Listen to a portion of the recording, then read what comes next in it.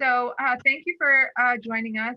This is part of the local rapid recovery program. It's a grant program that we received through the state to receive technical assistance from Alensa here from Powerful Pathways. So we've been working with her over the last few months to kind of look at our community, ways to help our small businesses recover as we move out, well, hopefully move out of this pandemic. So I'm going to hand it over to Steve. You can find more information about this program on our website. I'm more than happy to follow up with more information. Great. Erin, thank you. And I know everyone's time is valuable, but I do want to thank everybody who participated. And through the chamber, John, if you would thank the members of the chamber specifically, because I know they're trying to do their business, and I know it's hard with staffing, and maybe 8:30 in the morning was some time that some of them wanted maybe to get a little extra sleep or maybe do their books or whatever, or figure out things. So I do appreciate everyone coming in.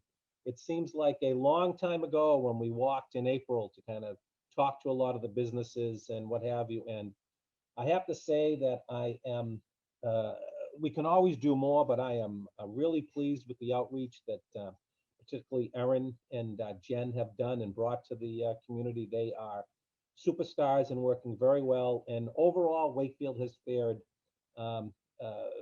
pretty well during this pandemic. Great support from the town council for the business community as well. And we have one on Ann Danby today. And my final word is I'm going to thank you with all of the construction and stuff going on. I know there's never a good time to do it. We're trying to knock these things off our list. And I know Albion Street in particular, one of our main thoroughfares in town, it's going to look great when it's done. But to make an omelet, we have to break some eggs. And I do thank the support of the community, particularly our Albion Street business that's on today, Laura Marie Small, whose place looks great. And I want to thank Harrington's that they're on this as well for going out to the street and making a little Irish village there, as I call it. I think it's really, really cool. I was there the other night, and inside, I think I saw you, Lisa, when I was there. I think that was the night that you had like everything else. You had like a water break or something. Right? Oh my God! No, the dishwasher. Yeah, the dishwasher. A pipe broke in the dishwasher. Yeah. So it was great. But I want to thank you guys, and I'm going to turn it over to Alensa, and who's going to walk us through a little presentation. But thank you for participating, and hopefully this will set the stage for more things we can do as a community to help bring us forward in a post-pandemic world. So thank you. Alensa, I'll turn it on to you. Thanks so much, Steve. Hi, everyone. Really great to be here. Just to introduce myself and say a little bit more about the state program. So my name is Alensa Michelle, and I'm an urban planner and an economic development strategist. And I have my own practice called Powerful Pathways. And I'm also working with Favorman Design, Mark Favorman, who is a designer and a planner who's done some wayfinding and branding work in the town previously. And we are working under contract with the state to work with Erin and Jennifer and Steve, who I would totally second, Steve, that you all are doing an amazing job, and real kudos to the great work on the ground that Erin and Jen and in particular Main Streets have been doing, because it's been really impressive work, especially given this difficult time where I know a lot of businesses and also municipal staff are struggling. But the idea behind the state program, so the state won a federal grant that they are distributing to all of, not all of, but all of the municipalities that applied for this funding. But in order to do that, we have to do a series of different types of research projects in order to better assess what is it that the businesses need on the ground. So if you recall, back in April, we issued a business survey. I'm really proud to announce that we got back 51 surveys, which is a really great number. And in addition to that, my team and I are also doing some additional bigger picture research, as well as some analysis for a report, which we're going to be submitting in September, ultimately for review from the town team, and then to finalize that to go the state in order to actually access this funding. So the state has these multiple pieces and requirements. And in this process, we did some analysis. We also analyzed the survey results. So what I'm about to present to you is what I think is the beginning of a series of ideas and suggestions. And then we want to take some time to hear from you and ask you some more deep diving questions to better understand what your unique and nuanced needs are. So with that, let me pull up the slides.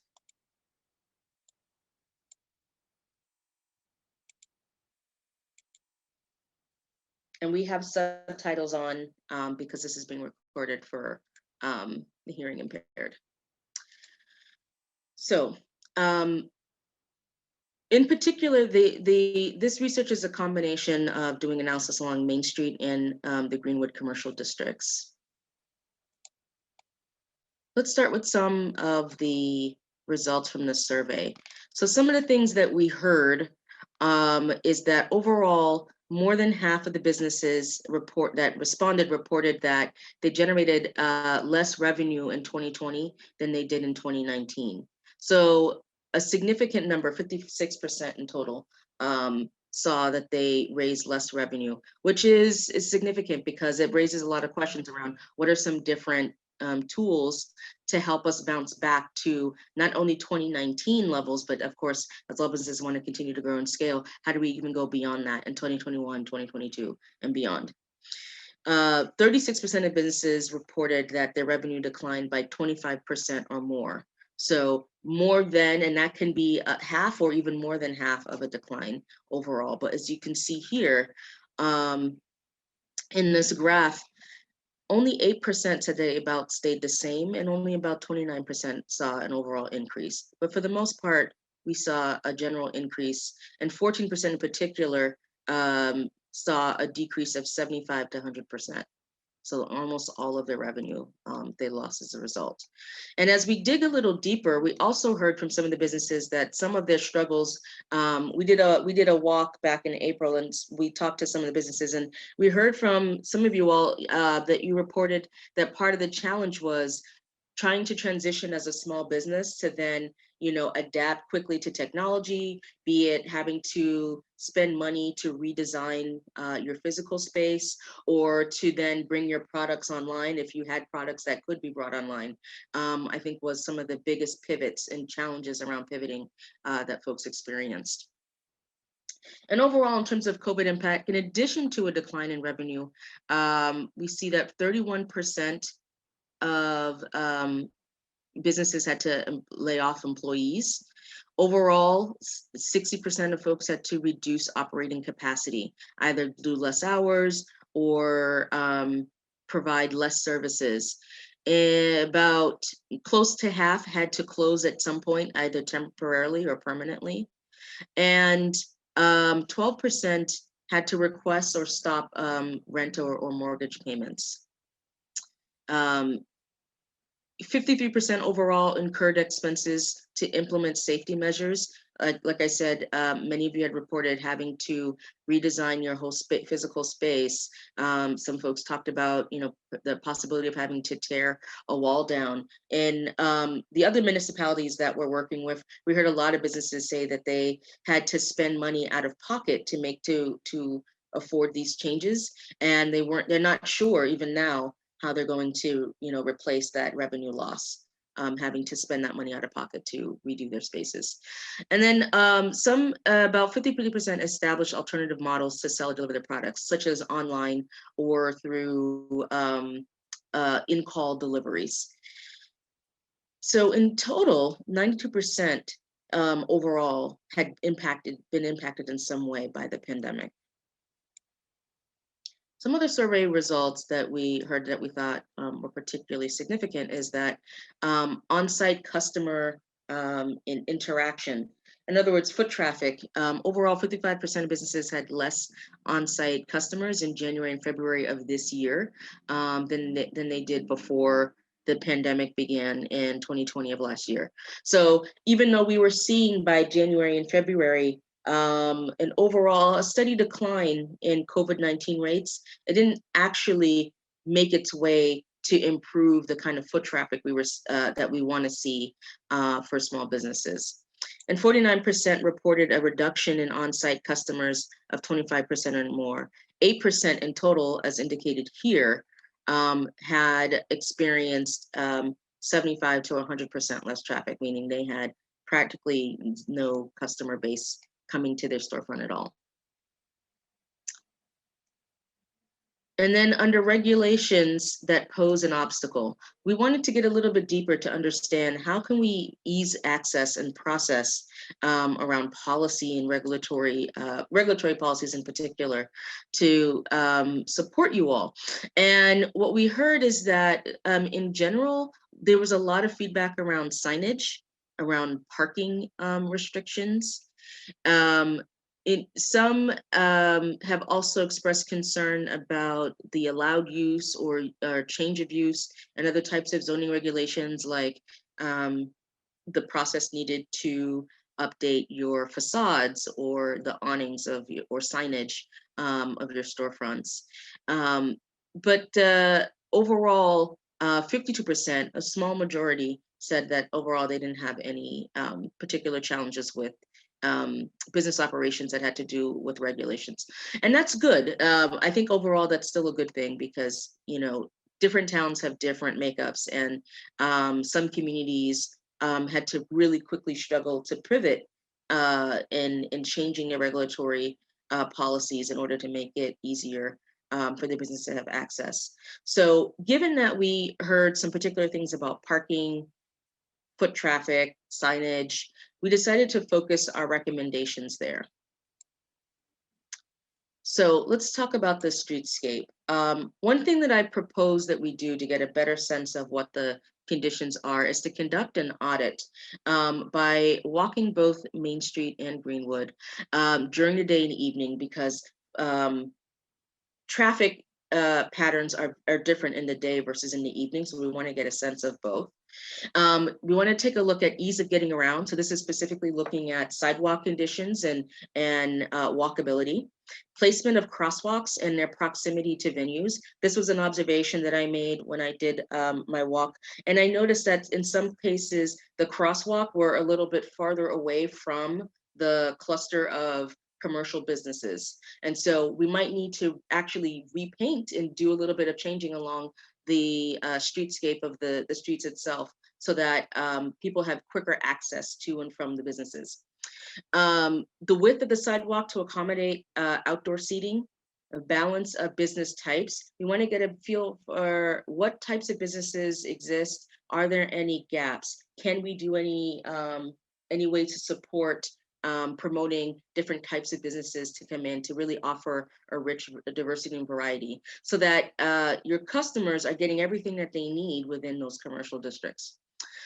And then some other things that are more about the physical landscape, like lighting conditions, parking access and the status of meters, storefront conditions, as I said before, like signage, awnings, and tree canopies. Do we need to add more trees?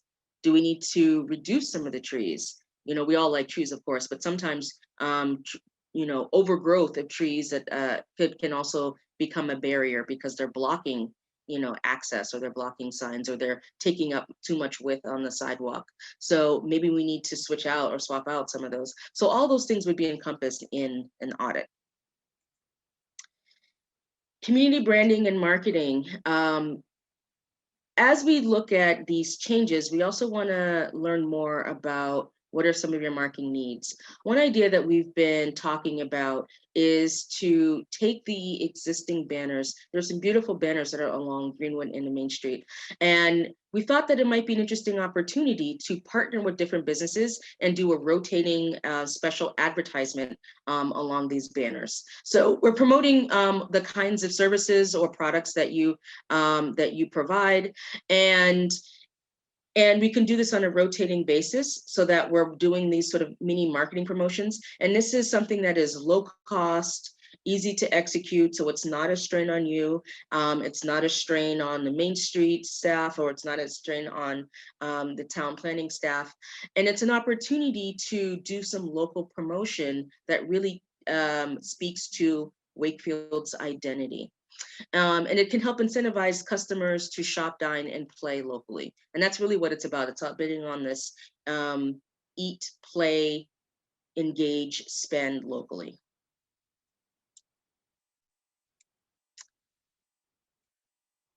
I want to talk a little bit about placemaking, and that's not a common term that's used. It's a term that's a lot of us planners use. So just to give you a little bit of background on what people mean by planning is, or in planning, when we talk about placemaking, it's really more than just murals. A lot of people tend to think of placemaking as like public art, but more than that, it's about implementing ways to integrate the arts into the culture of the built environment to enhance and strengthen economic development opportunity overall. So when we think about this, and again, this is part of doing this audit, is to really assess what's missing, is do we identify in our audit that we need more bike lanes as the town becomes more biking friendly, which means that we're going to need to install some bike racks as well. But rather than just install plain bike racks, let's think about like some creatively, aesthetically designed bike racks and benches, other types of art installations that also serve specific functions. Because really well inclusive placemaking allows for economic development, community development, cultural development. So it's a way to kind of express and showcase the different cultures that are represented in your town. And it's asset oriented, means it's specifically building on what are your existing assets and elevating them. And it's place based. It's focused on a specific place to promote that specific place. So I share this because some of the ideas that we're thinking about are what are some ways that we can take advantage of the proximity to the lake and the green spaces nearby, like the Memorial Park and everything. So many activities take place by the lake. As we know, you've got the farmers market, you've got a lot of outdoor events, but it's somewhat distant from the restaurant and retail clusters. So what if we were to try to bring some of that a little bit closer by doing some public outdoor performances? You can hire a band that can just, set up shop through a temporary installation of a stage. And just that outdoor music alone can be helpful to attract businesses. So the outdoor music will help draw more people to hang out and patronize. And in particular, the reason why music can be a useful tool to this, because it allows people to want to stay in that place and participate in more than one businesses. So as opposed to just going to grab their coffee at the coffee shop and then head out, now they're going to want to hang around and frequent some of the other restaurants and shops in and around the area. And this is all psychosocial, but there's psychological evidence that support this. So another thing that we also hear from you all is accessing capital. It's very hard to get funding, especially nowadays. There are a lot of programs that ask for you to spend money up front and then get refunded. And that's revenue that a lot of small businesses just don't have with a very thin profit threshold, especially if your revenue has been in decline. So we've been doing some research, and we're just putting together a database of federal and state and local grant programs and loan programs to help you access capital. The state is also doing this process, so we're waiting to hear from them, and we're going to merge our list together. And then we'd like to share with you this list to see if there are programs that really meet your identity that you would be eligible for. And then the last thing I want to just quickly talk about is diversity, equity, and inclusion goals. As you know, the Metro Boston region is changing. It's growing. We're starting to see a lot more people moving into the greater Boston area. And it also means that there is change on the rise for Wakefield. There's a big development project with multiple units that's coming in, and a lot of really cool things that are happening in the town that's really making it attractive. And so as the town grows, we also want to start thinking about how do we incorporate diversity, equity, and inclusion strategies into these overall activities that we're looking to do to strengthen economic development, and not just in Main Street and Greenwood, but as a whole. And in particular, we predict that there are going to be a number of businesses that's going to reflect cultural and ethnic interests, like more ethnic restaurants and shops and businesses of that kind. So as we think about this new market base, but also this new resident base, let's also think about how do we want to apply a DEI lens to all of these activities. And I know a lot of people throw these terms around. Again, these are a lot of these, terms that can be kind of confusing, and we hear them a lot, but we don't really know what they mean.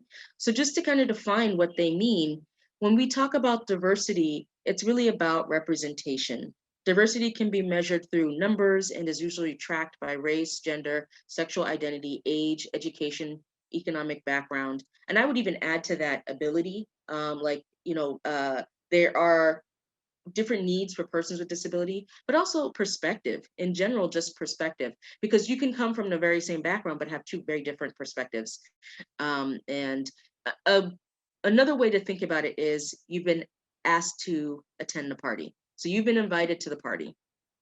Belonging is different. Belonging is really more about a culture that is created to have all people feel welcome across difference. It's manifested in relationships, in conversations, in physical space, and the written word.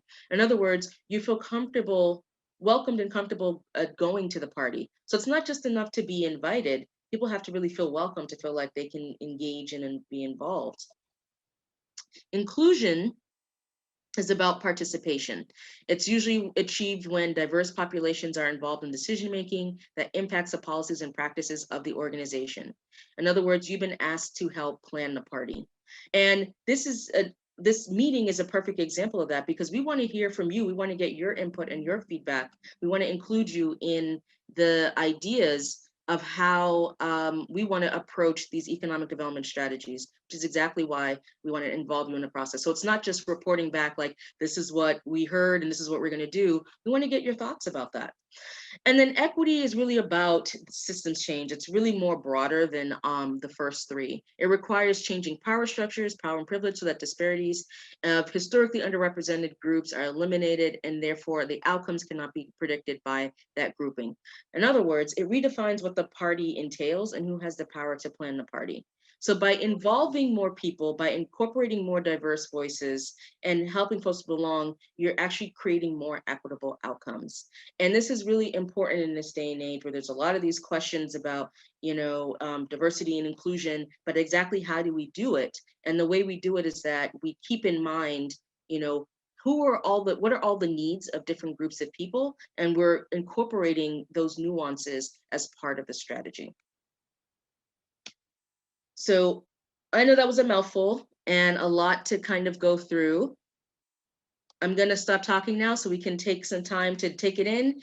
Thank you very much. And I'm going to pass it to Erin now. But we had a series of questions that we wanted to ask you in response to that. But first, we're curious as to hear what your reactions are to the presentation. Feel free to just raise your hand or just start talking, because there's only a small group of us. I just asked a clarifying question. When you say Main Street, do you mean the offshoot, right? Like Main Street, the whole downtown business district, not just Main Street? Yes, as part of this grant, I did apply for, the map included, I think, just for the sake of the Main Street area, but yeah, it includes you as well. Okay, just yeah, curious. yeah. I was going to log off. No, I'm just kidding. No, it's fine. I think that's great. I love the music idea. And I think you have touched on for sure what we're missing downtown, and the lake is gorgeous, but even though we're a short walk from the lake, it's a long walk from the lake so I love the music downtown. Where would you do that? Just curious, like, have you looked around, or is that something that you're going to do? Look around? I think that's something that we've talked about more. I've talked to Steve more about placemaking in our downtown area commercial districts. best areas for that.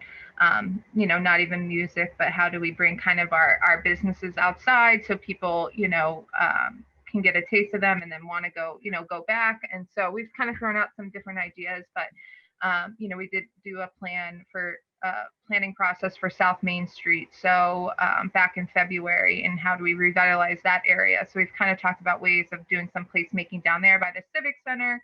So I think it's ever evolving, and we'll keep thinking and brainstorming. I mean, right now, I think it's a great time to be innovative because the regulations, there isn't, you know, much as we're all trying to recover from this. But I don't know, Steve, if you have any thoughts.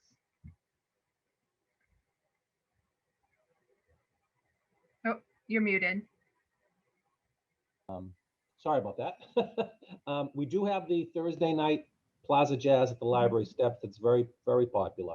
I would like to see us, frankly, have more of a connection of a formal sense with the local businesses. And that's maybe something we can work certainly with the chamber on about, because I mean, it's right in the middle of the downtown. It's very well attended. I would say there's 30, 40 people there. Thursday night, there was a good number of people there. And we did a few years ago try to have like a business come in and maybe have a little food stand or, you know, drink stand there.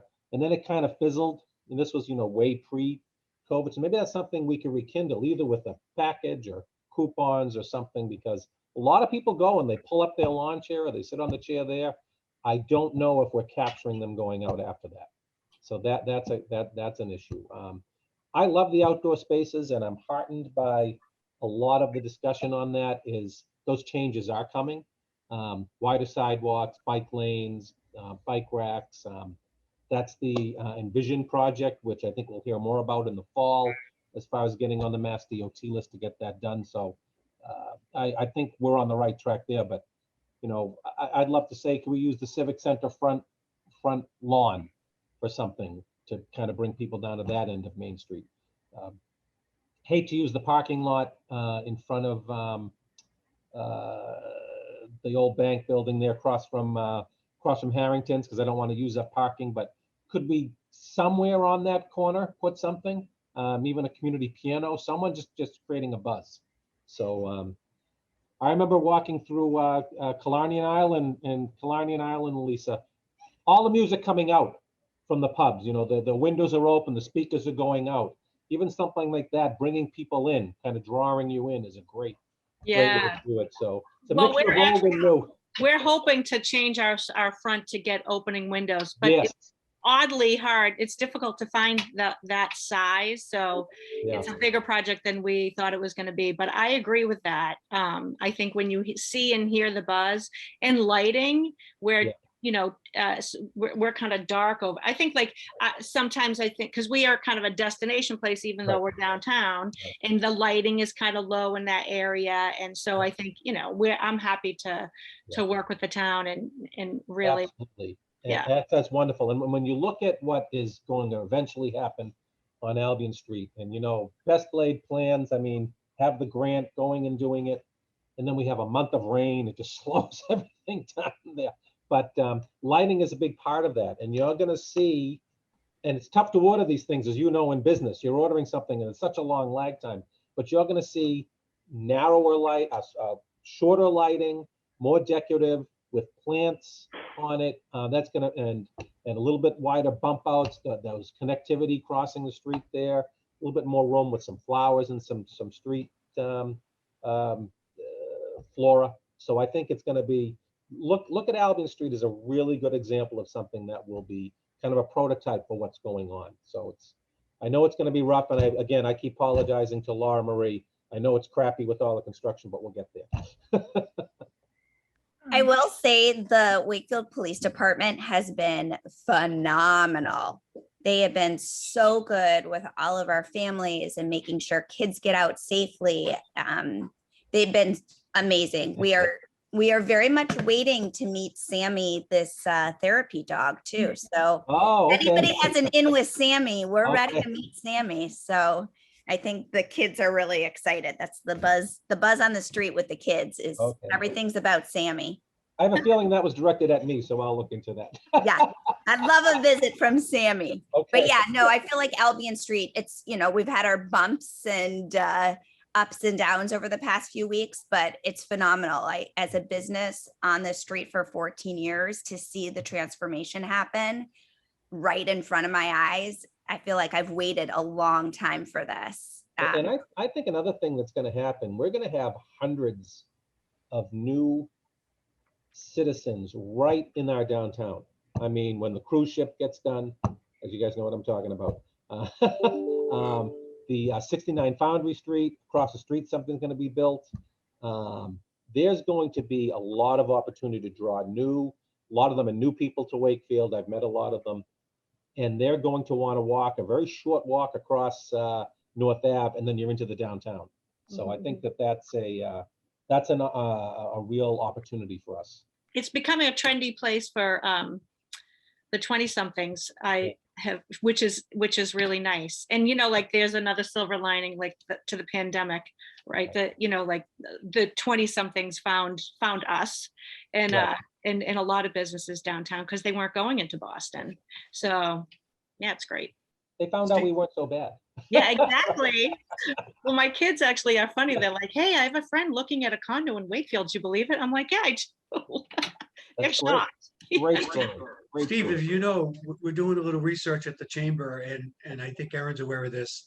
We're developing a new resident welcome package, which Lisa is aware of as well. And our research has told us just in the last 6 months. Now, we did the Wakefield 101, and we get 45 to 70 people twice a year as new residents, 140 people for the year. This goes to the point that was just made a few moments ago.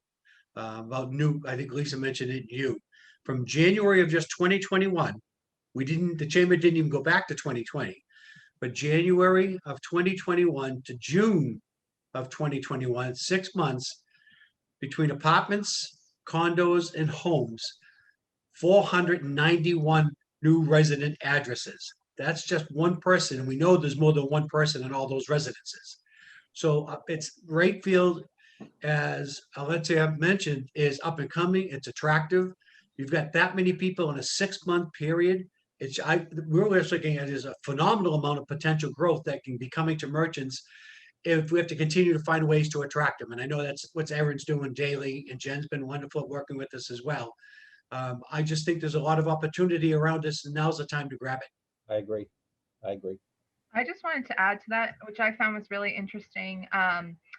In the survey results, is one of the big things that we heard from the businesses that they wanted to take away from this was kind of shared marketing practices. So working together, and I think that alludes to what you were just saying, John, these packets going to the new residents, but how do we build upon that even more to even, hate's a strong word, the buy local campaign, but how do we get innovative in doing something like that between all the businesses? I know I've seen a lot of cross promotion going on lately between businesses in downtown on their own. And, I think we've had a number of new businesses open up too that are attracting this younger population that we're discussing. I was just in Creations yesterday, and they've done a great job of really making it like a hip place. And it's funny because when I started here, the big thing people said was like, we need a coffee shop where there's art, we have music, and people want to go there and work. And I think Creations kind of hit, has kind of hit that. So that made my job easy. But I just think there's a lot that we could be doing with the businesses themselves to kind of create this shared message and marketing to our businesses. So that was the biggest thing I think the businesses said they wanted to take away from this. So I'm going to keep looking at any grant opportunities, and we'll work with John and Main Streets to kind of get that going. So.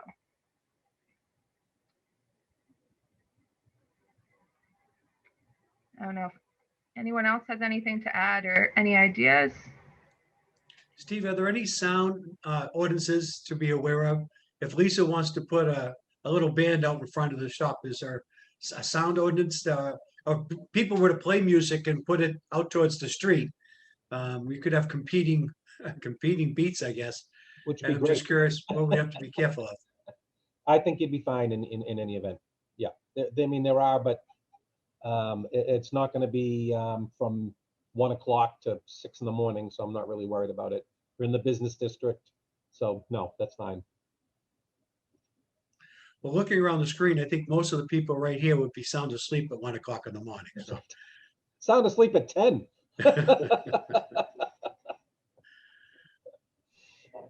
No. Melissa, too, I didn't know if you wanted to touch more on kind of community branding and wayfinding. I know this was prior to me beginning, but I know Mark worked very closely with us in creating wayfinding, and how do we build on that, especially trying to attract people to our downtown and Greenwood. You know, I know Main Street's just got some new banners up for us, but how do we continue to grow at that and create this kind of, like I was saying, this message that works for everyone? Yeah, happy to speak to that a little bit. So community wayfinding and branding is really important to a town vibrancy, because, you know, a lot of signage tends to be very bland. You know, it's just like, you know, left arrow to go to the library or to go to the civic center. And I'm saying that more generally. But what was really interesting about some of the activities that the town had already began is to really do more illustrative branding and signage that kind of had a color scheme, that had a certain imagery that really reflected Wakefield, like the little logo. And so those kinds of, that kind of representation is really important, because I think it's the way in which you kind of define your unique identity without even having to explain it. So we definitely want to incorporate that more into the streetscape.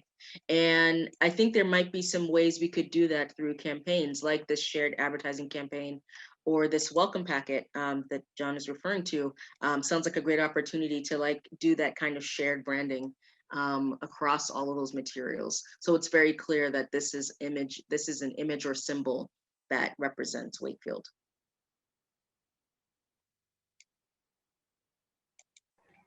Great.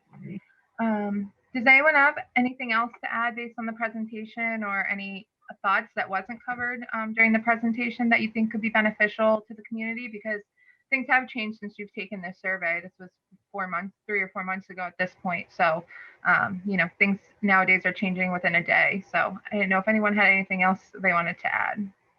Erin, I'd just like to, again, because of Steve's initiative with the chamber last year, the chamber is once again going to be doing the, thank Jen helped with this as well, the Saturday sales twice a month, where if someone walks into Kid Casso and spends $50 and then sends that receipt to the chamber is going to give them a gift certificate worth $10 that they can take to any one of 30 restaurants and spend it. They can spend it, at least participated last year. And so what's happening is we got funding from our two local institutions, the Wakefield Cooperative Bank and the Savings Bank, which allows us to work with the entire town. And what with that funding is, you could go to anywhere, spend $50 at a retail merchant. It could be Rada's, it could be a nail shop, it could be Hots, it could be any place. Kid Casso, spend $50. And for every 50 you spend, we're going to give you a gift coupon worth 10 that you can then take and re-spend that money back into the community at a restaurant. That was Steve's idea last year that we picked up and moved with. You know, you and Jen have helped us this year. And the more we can make the community aware of that, the more successful it would be. So all of you here, if you could support that program, we're waiting for the council, Steve, to act on that, I think, and approve it. No, you're all set. Oh, You don't have need they? council approval. You're set. Good. That's Well, I pretty did- good because you're doing it next weekend, so. Well, I wasn't sure if I'd have to appear in this year, so No, I was Nope, on We're hold. good. We're good. Well, then we'll be putting out a calendar with those days. It's 2 weekends a month. Yeah. One of those weekends falls on sales tax weekend, so it's an even better bang for your buck. And we're going to carry that right through the holiday season to December. So beginning with the last Saturday of July, and then every alternating weekend, August, September, October, November. To boost sales, we're having 2 Saturdays as a super Saturday, if you will. Saturday sales, shop local, buy local. So for every $50 you spend, you're going to get another $10 back. go spend it. So hopefully you'll buy something at Kid Casso and then go spend it at Harrington's. And I think Everybody wins. yeah, it can't be overstated how wonderful the two Wakefield centered institutions, the banks are to fund that. So it's no town funds going in. These are bank dollars going in. And John, is there any idea about the multiplier effect on that $10? Because if I get $10 and I go to Harrington's, I'm going to spend probably 110. So I'm wondering if there's, has there any feedback on that? Might be interesting to hear about that next year. If you come in, maybe we can ask a question. How much do you think this added to you? I mean, we know how much was returned, but how much was added on? It'd be a nice thing to know. I've asked the restaurants, what if they have a way of getting that, because Yeah. Sabatino's was a big winner with this. Yeah. Sabatino's and a few others. Lisa, I think we only got like 5 or 6 from your location, but yeah, if someone's going in there with a $10 gift certificate, they're not just spending 10. So I wish I could figure that out, because I don't know what that effect would be, but you are talking about it's bringing in thousands of dollars. Yeah, exactly. We figured that we had, based upon the receipts we saw, we figured there was somewhere about $6,000 from last year, $6,000 to $7,000 was bought in merchandise. That then turned around with the gift certificates we gave out that were accepted at these restaurants. So it had a huge effect. It's hard to quantify it, but I'm hopeful this year, as we get the second go around, it'll be even more popular. I think so. Excellent. And you met me up a few weeks ago. I think I mentioned to you, if we do something with outside music, I have been contacted by some local people that had little bands that were looking for a place to play just to get out. So the chamber could assist in trying to locate local merchants or local residents that are in bands that would love the opportunity to play. I'm not sure what the availability, I know it's been there for a couple of years, what their plans are. The nice lot at the church right there in the corner. If that's available to put a band there and set up some chairs and such. I've said to Steve many times, people complain about no place to park. Well, Common Street's wide open. Yeah. Then you have the parking right behind Town Hall. If Fenway Park was where Public Kitchen is, and you could park that close to Fenway Park, you'd think I'd score. Whoa, look how close I got. For nothing. But you have to park on Common Street or the Town Hall and walk to Sabatino's. They'll say, oh, I couldn't find a parking space. There's no parking involved.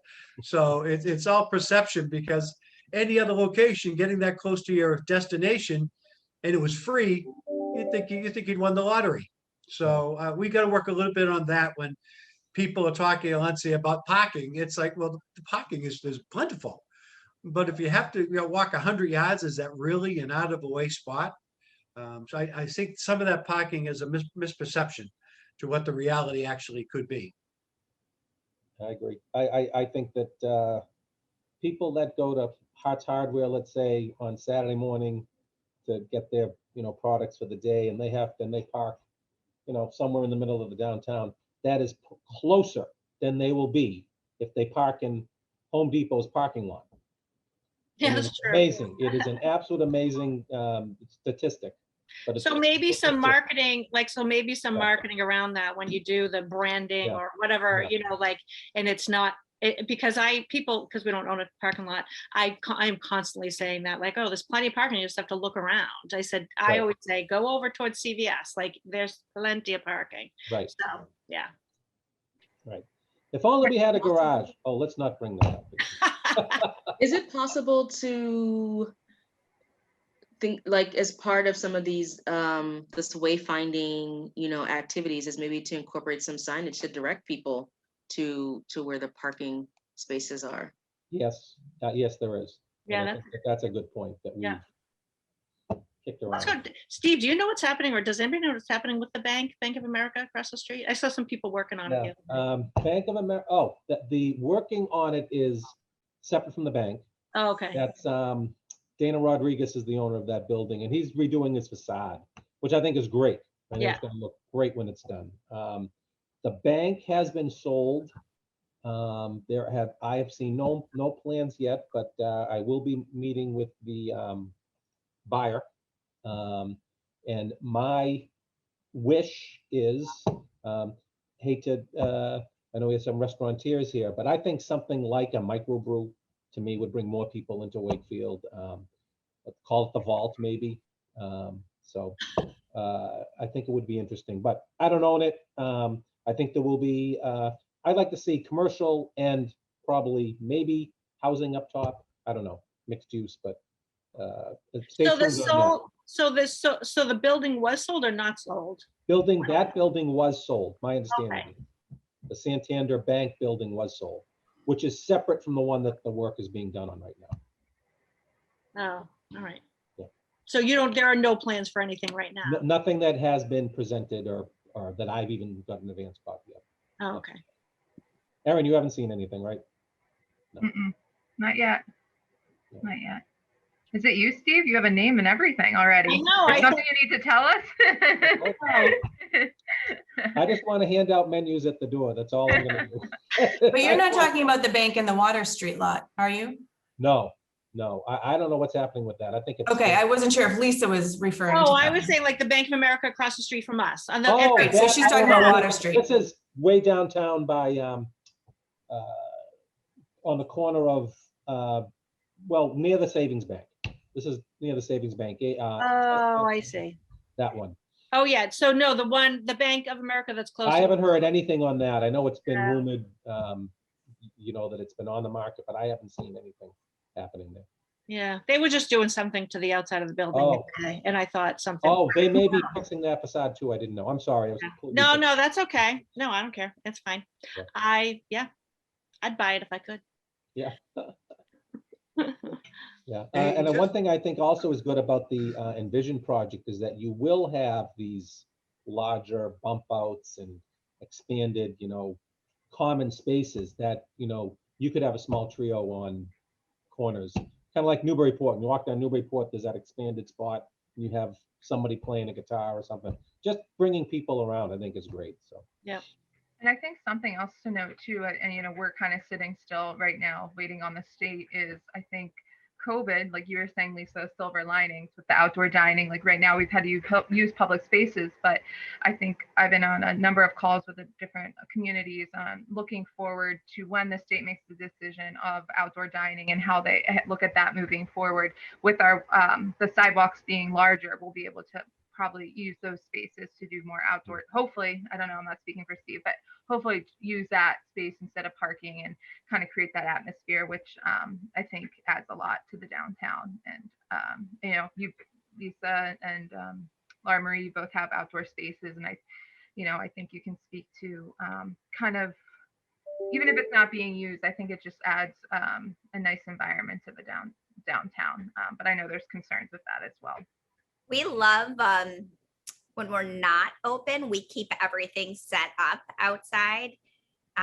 And our little cameras in our business always pick up families sitting on the patio having ice cream, or people sitting down walking their dogs and having a coffee.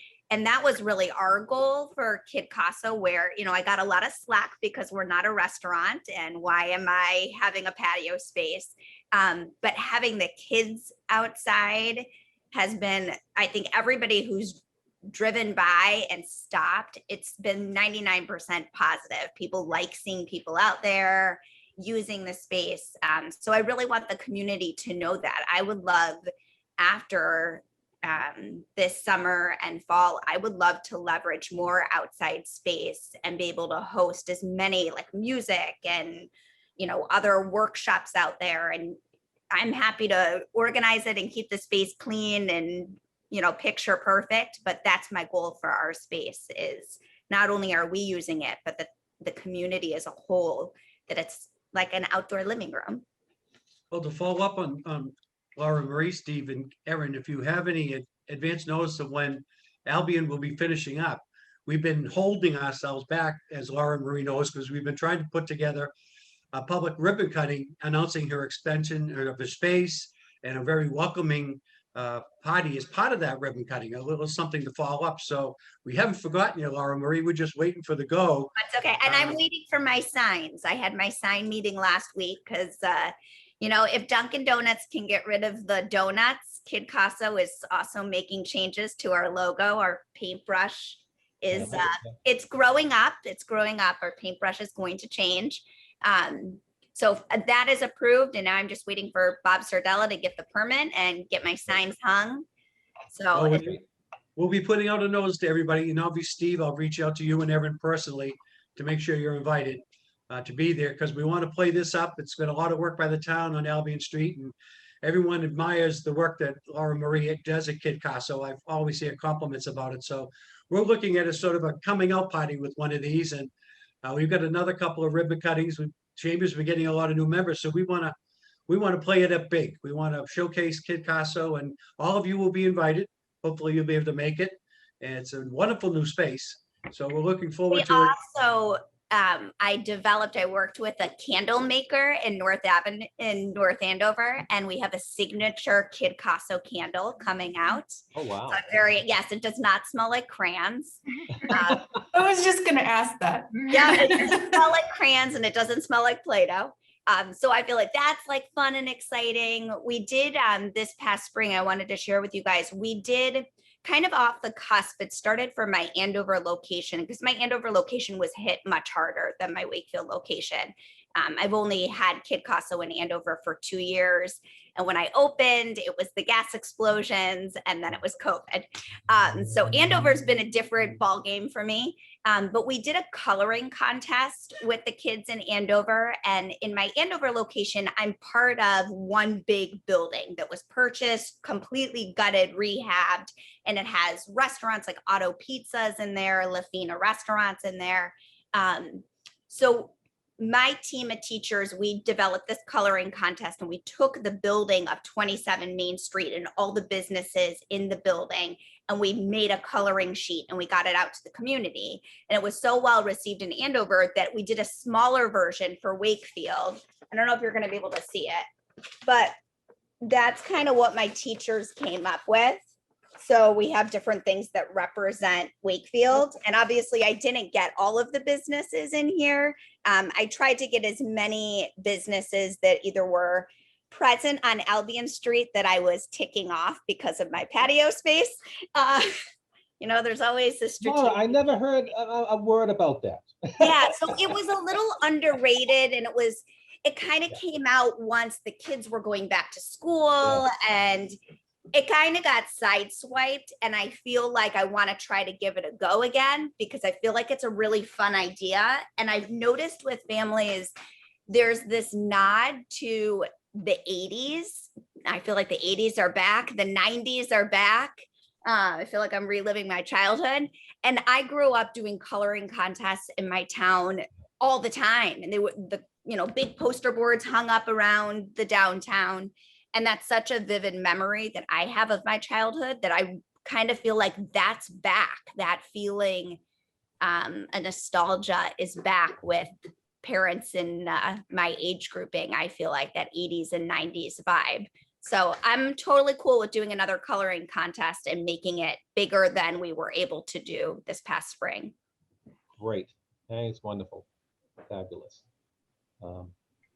Erin, I need to jump off. I've got a 9:30 with our state delegation. So thank you. I just want to say thank you, everybody, for all of your help and keeping Wakefield going. You guys are the boots on the ground that are doing it, and just thrilled to be a partner with you. So take care and continue on, Erin. I'll see you all shortly. Yeah. Bye-bye. Thank you, Steve. Thank you, Steve. Hi, Steve. I know everyone has busy schedules. I don't know if anyone else has anything they want to add, or turn it over to Alenza for some, final next steps from that she's heard. I know you kind of alluded to at the beginning, but just kind of reiterate. I know on August 12th, the state will be putting on a webinar discussing the other funding opportunities that are in the pipeline to support some of the things that we talked about today. The shared marketing, maybe possibly sign and facade.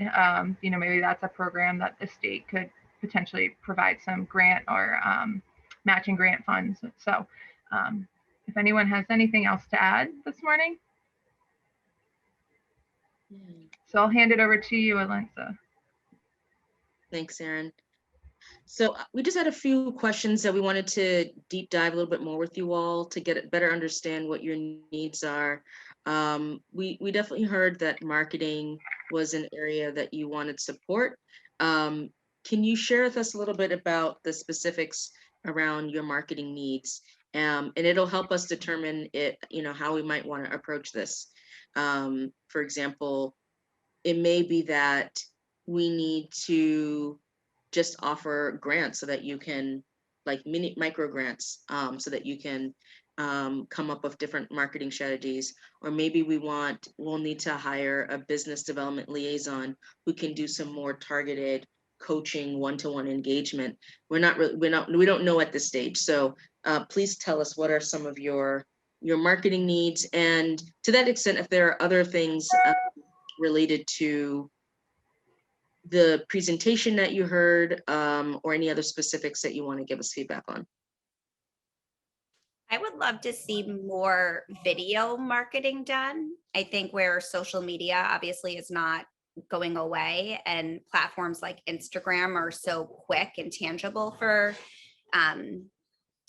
all generations, but especially that younger generation who's starting to come into Wakefield more. I feel like you're carrying around a phone, and it's not always easy to be reading things nowadays. And it's that visual reminders. On a personal note, why I bring up the video thing, my husband and I are going through our third adoption, and the adoption world has changed a ton in the past 10 years since we adopted our first and then our second child. And one thing that I found was like, oh, wow, like marketing is changing even with adoption, is we had to not only do a visual book and write our letters, but we had to do a family video too that gets sent out to birth mothers. And you think about that target age range of birth mothers, and it's the videos that are out there. So I just kind of feel like that kind of goes hand in hand with all of our small businesses, is that, a quick vision. I think people want to hear other people's stories. So sharing people's business stories, I feel like, is a really great way to connect the community and make people more aware of what's going on. So video. Yeah, I agree with that. And video is the, so they say, because people will watch. You're right. People don't necessarily read that much. And that's why Instagram is so popular, because people can, and actually, if you put on video on Instagram, it draws more attention than just a picture. But that is expensive. So when you say grant money, I'm like, well, there you go, because that's kind of on my list, is to hire but it's hard in a restaurant. Like, you want to, I almost want to have I want to have a library of photos of the restaurant and put them. I'm terrible at Instagram, but if I had a stock, because I don't have the pictures of the videos to put on, something that I have to do, or hire someone to do it, and it is really expensive. So I like that idea. Lisa, we work with a Wakefield mom who's a professional photographer, and she does all of, like, any photo you see on our website was done by her. And I do a barter with her, which works really nice. So I feel like that sometimes is a good way to kind of leverage funds. Oh, nice. Yeah. And I have, like you said, that I've got that stockpile of photos that are like beautiful. I don't have to adjust, and I can put them anywhere. Okay. Yeah. What's her name? I love that. Her name is Stephanie Goral. Okay. I'll send you the information. She lives on the west side, and her kids are in Wakefield schools. I know her husband and her are really active. I feel like they use our town. They're part of the town. But she takes beautiful pictures. Oh, that's great. Thank you. I just wanted to add to that. So back in January or even December, we did a digital marketing kind of webinar program, which is still on our website. So if you want to go back and look at that, we had a consultant come in kind of sharing some ideas. From that, we were able to do $2,000 grants for 10 businesses to implement kind of the things that you were just saying, Lisa, stock images to use on your social media, using the platforms in different ways that they probably used prior, e-commerce, like we were saying, a lot of restaurants and businesses had to pivot to use more e-commerce. And so if that's important, still important to many of the businesses, that's, maybe with some micro grants or grants moving forward, maybe building upon that to do, even working individually with businesses, but maybe doing an overall town campaign with the businesses and working with Jen to incorporate more videos highlighting our businesses, but just the town in general. So if that would be of interest to folks, it's something I can keep on my radar and work with the chamber and Main Streets. And I think there was a lot of positive outcomes from that mark. $2,000 is money, but not a ton of money, but made a big difference. So definitely something that I can look into possibly doing again. Yeah, that'd be great. Thank you. Wonderful. Any other feedback or reflections? I'm wondering about some of the regulatory needs. Is there any way that we can talk about some of the permitting processes? How has that experience been for you? Do you have any recommendations on how we might be able to improve or enhance upon them, or do you feel like overall that's been fine? I'm fine. That hasn't been an issue. Well, I think this group here, most of you have taken advantage, like I said earlier, the outdoor dining. And is that something that you'd like to see continue? Whether, it's, like I said earlier, not taking parking spaces or we get more innovative. Is that something we should be pushing for myself to the state? So I'm just curious because that kind of falls within regulations and permitting and how we look at that more at the local level. I think that would be great. I think that my only, here's the thing about Water Street is that the sidewalk is crap, and we definitely get, we're next to a liquor store. They're awesome. We're down the street from a place that has a lot of people walking to the liquor store, smoking their cigarettes, putting them out on the sidewalk, and we're constantly sweeping and cleaning, and it's really hard to keep up with it. But I think when you make I think sometimes it brings what's the word I want? Like when you make something beautiful, people keep it beautiful. You know what I mean? Mm-hmm. And so when it's crappy, they keep it crappy. So that's been our struggle with being outside, is that I'm constantly sweeping up cigarettes. And it's, I mean, of course, people at Harrington's, they'll go out and have a cigarette, but most people don't smoke. So that doesn't, that really, it's not necessarily our customer base, but it is the foot traffic that walks by Harrington's. So that's my thing about being outside, is that, we built tall walls so people couldn't see what was around us. So let's leave this as Vegas, but that's why we did it. And we got criticism for doing it, but we did it so people inside could not see what was happening outside. So, so if it were more beautiful, we wouldn't have to build tall walls, because it would be beautiful. So that's my concern about being outside, is that, so I love the idea of extending sidewalks, and that makes more sense to me than putting a dining room on a street. So that would be awesome. I'm just not sure how close to that we are. We're a little off, but we'll keep working on it, but I agree with everything you just said. How do we improve our sidewalks and even sign facades? How do we improve that to make everything look a little neater? So. I have something on a different topic, if I may. My name is Ian Carpenter. I'm a Wakefield resident, and we also have an IT business in Lakeside Park.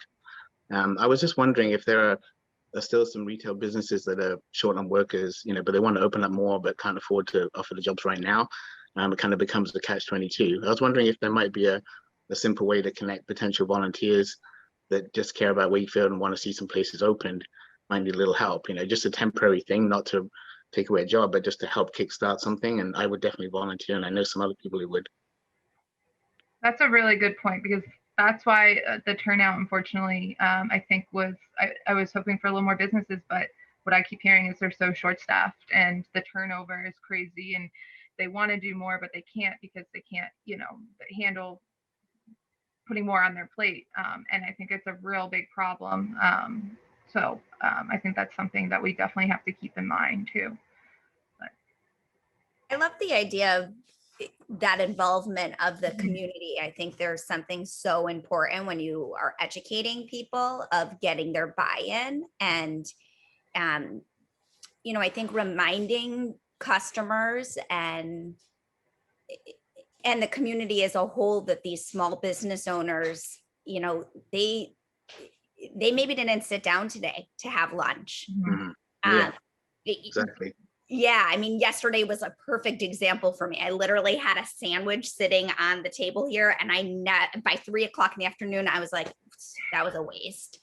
But even things like, I notice sometimes when I walk onto Main Street, like by Cravings and that little area, like I feel like there's always like garbage and debris, and I'm like, who can get out there and help pick up some of the stuff? Lisa, you're talking about like sweeping. I mean, we sweep our patio space every day. I vacuum the sidewalk. I mean, I'm the weirdo vacuuming Albion Street. I brought a leaf blower. I got in trouble for that, but I did it anyway. But I feel like if you can get some of these community members out there who want to roll up their sleeves and help, and how do we find those people and make them a part of this? It is such a bigger picture. Owning a small business is way bigger than, I think I've learned that during this transition of a world that we're living in. So yeah, I think that's like an awesome idea.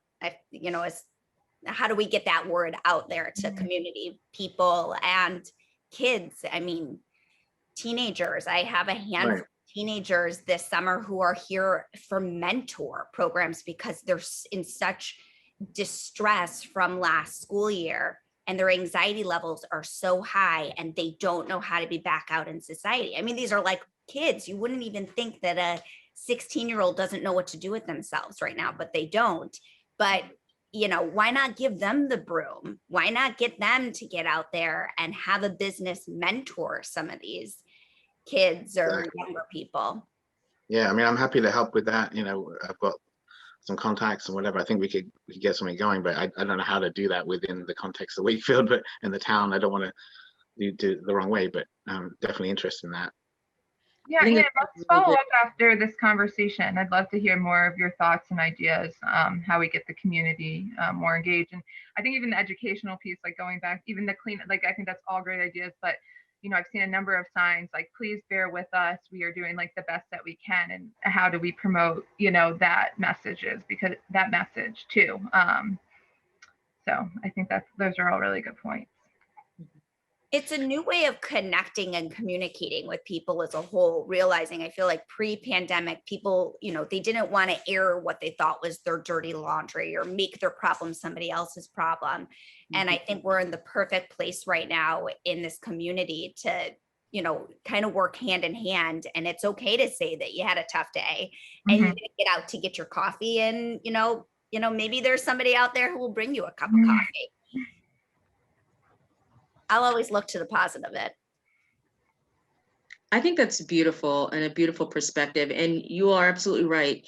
This is a time where folks can really come together as opposed to apart. And I think with just some structured programming to facilitate that process, this could be a model for other communities too.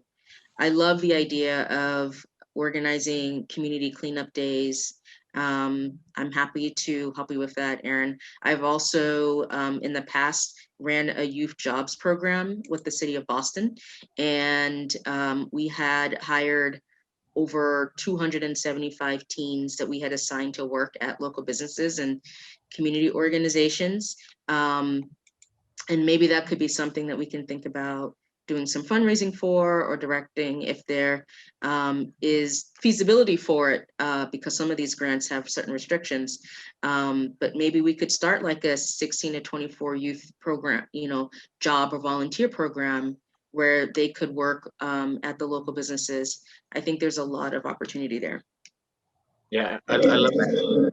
So yeah, so we've got currently two 14-year-olds, even a 13-year-old comes in sometimes, and a 17-year-old, and they're learning how to program SIM cards for 5G networks and do testing on stuff for Verizon. And so we're a small company, but we've got pretty big reach, and they love that stuff. They just come in for a few hours after school, and some of them are paid. Some, if as long as it's within the rules, right? But yeah, we love doing that. We love to do more of that, and bring different types of business together, not just IT, but all kinds of things.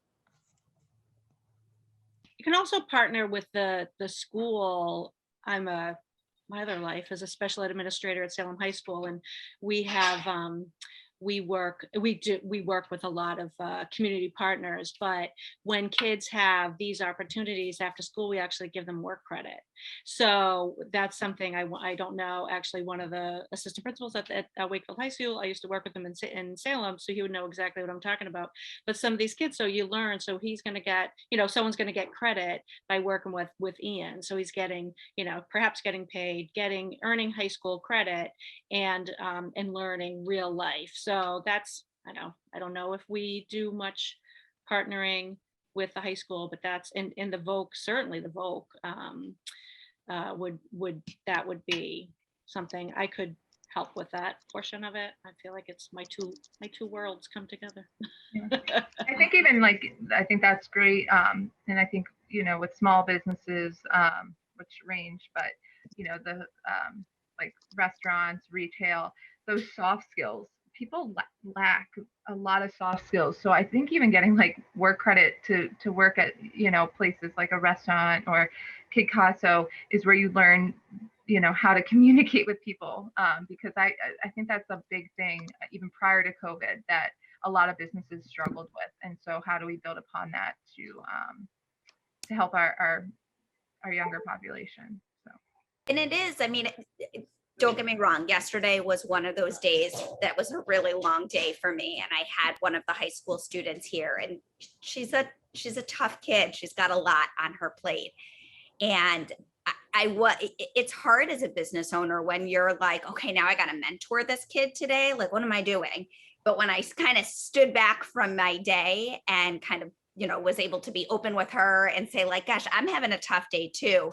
It ended up being a great day with her. But I think sometimes business owners, we do get afraid. It's like, oh, how do I mentor somebody? How do I do this? And how do you have a volunteer in your space that's not just standing there and waiting for you to say, okay, can you sweep now? Because it's like, just pick up the broom and sweep. But how do we teach them that as business owners? So I think if we create some type of program like this,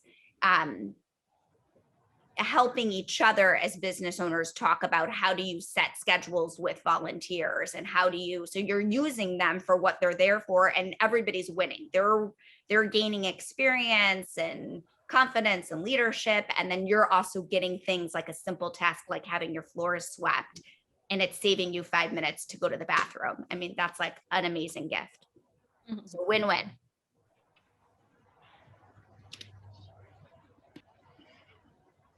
This is all great stuff. Does anyone have anything else to add? Or Lindsay, was there anything else you kind of wanted to deep dive into?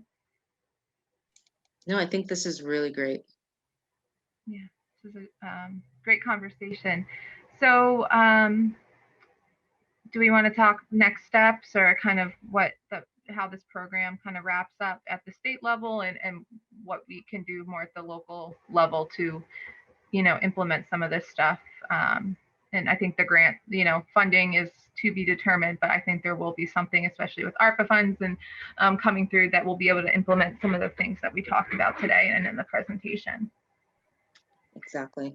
So just so you all know, given the state's timeline, we are putting together a report that is collecting all of these recommendations and ideas. And Aaron had a great idea of also us putting together a best practices, kind of like a tip sheet for small businesses that we also want to produce for you. And then all of this will be submitted to the state in September. Their deadline is September. So we won't hear until the fall about how much funds or what funds will be distributed. And so in the meantime, we'd like to stay in touch to check in on some of these ideas and think about what are some things that we can implement in the immediate, what are some ideas that would be integrated as part of the Envision planning process, and then what are some other needs that we can address that we may not necessarily need to do a whole lot of spending around, but what are some quick, easily executable, action plans that we can do to support you all. And I think some of the shared marketing and promotion that you've already started is a really great opportunity to build on. I think the welcome packet that you're working on, John, is also a great thing to build on. So like I said, there's a lot of great work that's already happening that you're already doing, and it's really kudos to you for that. So we just want to find ways that we can continue to support and uplift that as we continue to work through the state process. Yeah, I want to thank everyone for joining us today. Like I said, I know you all have full plates and there's a lot going on. You're pulled in so many different directions, but this has been very helpful for myself. I'm sure the Chamber, Main Streets as well, to kind of start brainstorming some ideas, short, mid, long-term goals for us to accomplish to assist you all. I think a lot can be done by working together. So I just want to thank you all. And you'll keep hearing from me and hopefully have good updates. And I think today that whole idea of volunteer and jobs, I think there's a lot that can be done to support our small business community other than, visual things. So that was a big takeaway from today. So thank you. Everyone else? We're good? All right, well, thank you so much. Thank you. You'll see me hopefully soon on the streets, and I hope you all enjoy the rest of your summer. Thank you. Nice seeing everyone. Thank you. Nice to meet you.